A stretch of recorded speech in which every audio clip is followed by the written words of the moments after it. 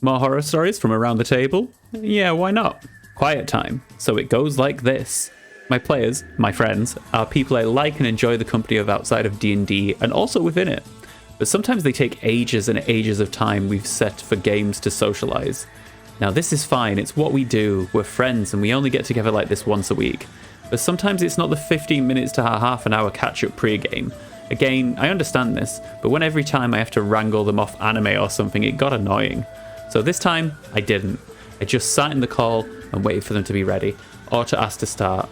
It has been 2 hours, and they've barely said much about the game at all.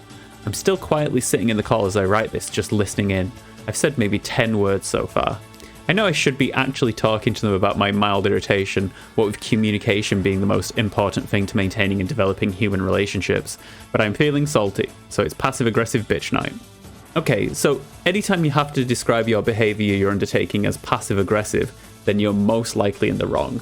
Passive-aggressiveness is almost universally unhelpful. The poster is right that communication is the most important thing, not only for maintaining and developing human relationships, a very weird way to phrase that, but also for explaining your expectations of other people. If people are having a good time chatting like this, and you are not communicating with them that it is time to begin the game, then how are they expected to know that they're doing something wrong or something that you dislike? This might be a surprising statement from a channel focused on mostly Dungeons & Dragons, but if people are having a good time not playing Dungeons & Dragons, then I think that's okay, and people continue to do so is fine. If any of them are bored and would like to begin the game, then they are free and open to communicate as such, either during the chat or afterwards.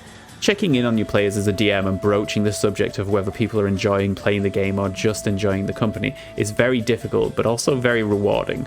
Sometimes people engage in an activity not because of love for the activity, but because they enjoy spending time with the people involved.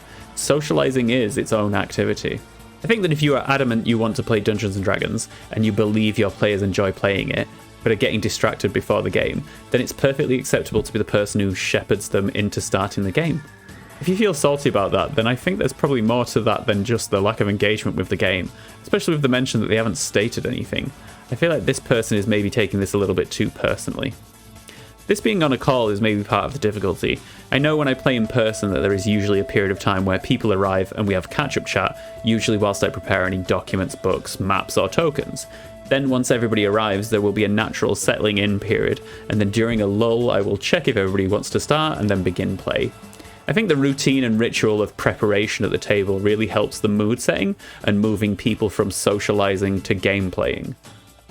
My recommendation is that the DM checks in with the players if they're all having fun with the game and would like to keep it up rather than just try something else.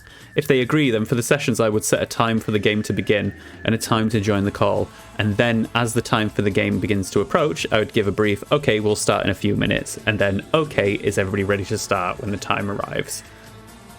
So there you have it. Those are my thoughts. What are your most passive-aggressive responses that you can put in the comments below? Let me know. And until next time, see ya!